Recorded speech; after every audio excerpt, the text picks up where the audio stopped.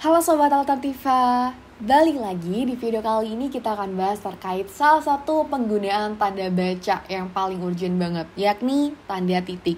Ini sangat penting banget teman-teman, karena ketika kalimat itu bablas aja tanpa tanda titik, tentunya itu akan menghilangkan dari efisiensi atau efektivitas si kalimatnya tadi. Yang pertama, penggunaan tanda titik.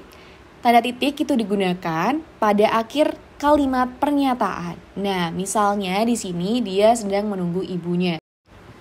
Oke, kedua, tanda titik itu digunakan untuk mengakhiri pernyataan lengkap yang diikuti perincian berupa kalimat baru, paragraf baru, atau subjudul baru. Misalnya di sini ada satu paragraf teman-teman, dan di akhirnya itu ya dia ada tanda titiknya.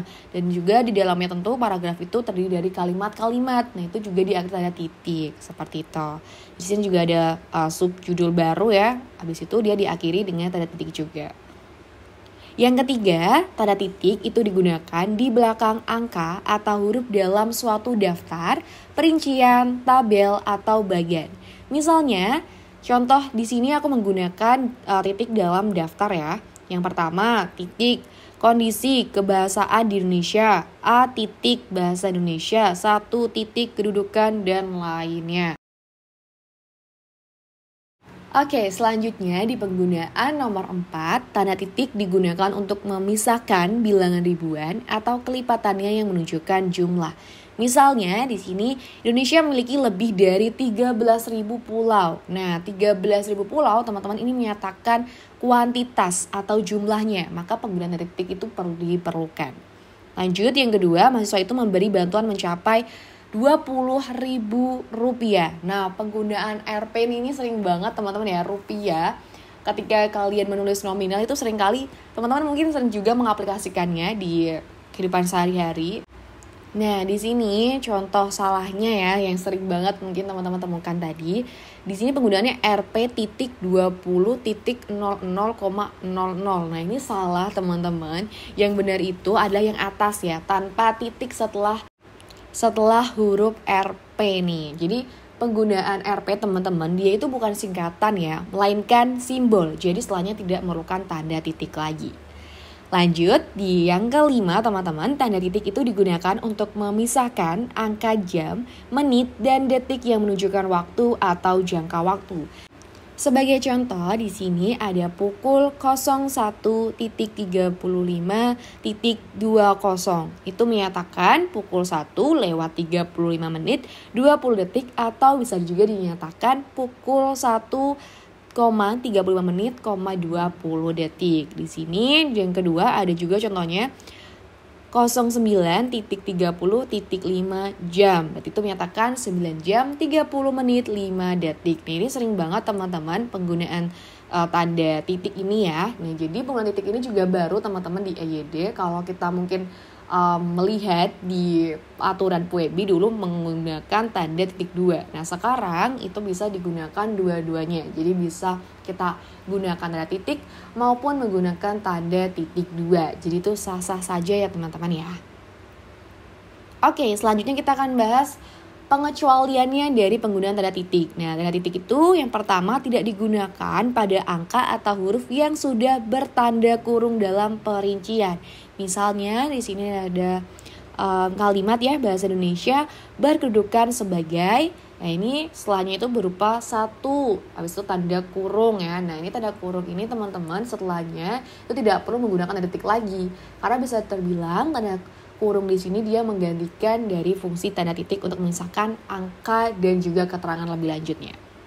Lanjut nomor 2, tanda titik tidak digunakan di belakang angka terakhir pada deret nomor dalam perincian. Misalnya di sini ada bab ya teman-teman ya. Habis itu ada angka terakhir nih pada deret angka ya, 2.1, 2.1.1. Jadi setelahnya teman-teman itu tidak perlu tanda titik lagi. Jadi tanda titik itu hanya akan ada ketika dia ada di tengah-tengahnya gitu ya.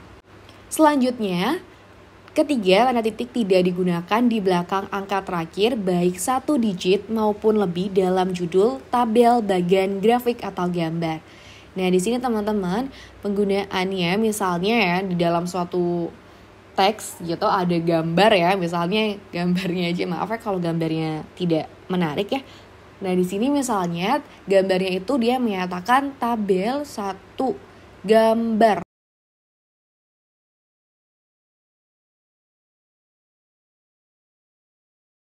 Nah, di sini teman-teman, untuk penulisan angka itu dia tidak perlu tanda titik lagi setelahnya, kayak gitu ya. Jadi sama halnya seperti aturan sebelumnya, tanda titik digunakan di tengah-tengah untuk mengapit 2 angka atau 2 bilangan tadi.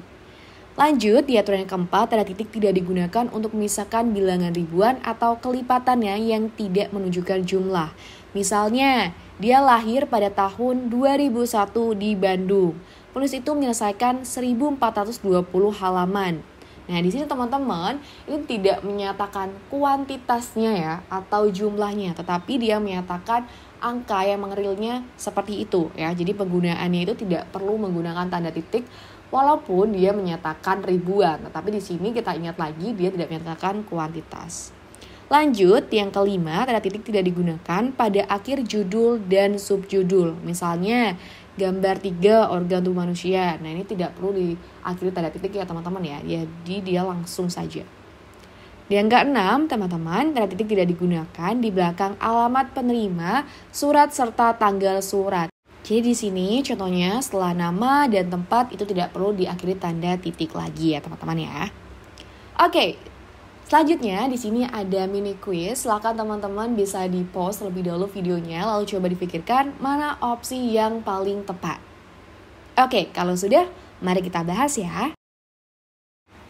Oke, di soal yang pertama kita harus mencari penggunaan tanda baca yang benar sesuai kaidah ejaan yang benar nih teman-teman. Nah, mari kita coba analisis satu persatu ya di opsinya. Opsi yang pertama, dia diangkat sebagai PNS dengan NIP. Nah, ini nggak perlu tanda titik ya teman-teman ya. Jadi dia langsung saja.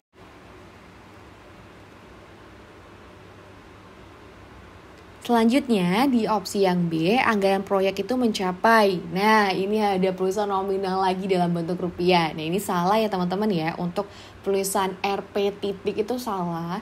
Yang benar seperti apa? Langsung saja RP dilanjutkan nominal rupiahnya itu berapa, seperti itu. Jadi tidak perlu menggunakan tanda titik lagi.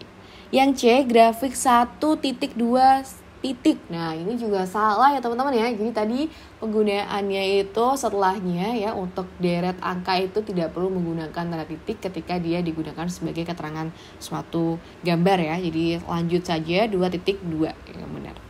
Yang D, ia datang pukul 09.00 WIB. Nah, ini sudah benar ya teman-teman ya untuk penulisan pukul menggunakan tanda titik seperti itu. Lanjut, untuk soal yang nomor 2, manakah yang paling benar menurut kaidah? Yang opsi A, kakaknya telah diterima di PT Freeport Indonesia. Nah, di sini PT ya, ini PT juga sering banget ya. Dia itu setelahnya tidak menggunakan tanda titik teman-teman. Melainkan apa? Dia langsung saja, tidak perlu ada tanda baca setelahnya. Jadi yang benar PT lanjut nama instansi tersebut, seperti itu. Yang B, penerima paket itu A.N. Nah, ini atas nama teman-teman ketika disingkat dia itu harusnya A.N. Seperti itu ya. Lanjut yang C, Prof. Ahmad SH adalah dosen hukum pidana. Di sini untuk penggunaan tanda titik itu sudah tepat ya untuk penulisan nama dan juga gelar atau jabatan dari seseorang ini sudah tepat ya teman-teman ya. Lanjut yang D, dia lahir pada tahun 2001 di Bekasi. Nah, ini 2001 ini bukan menyatakan kuantitas atau jumlah ya, jadi tidak perlu menggunakan tanda titik. Oke, jadi opsi yang benar itu adalah opsi yang C ya teman-teman ya. Sekian video kali ini, see you di next video.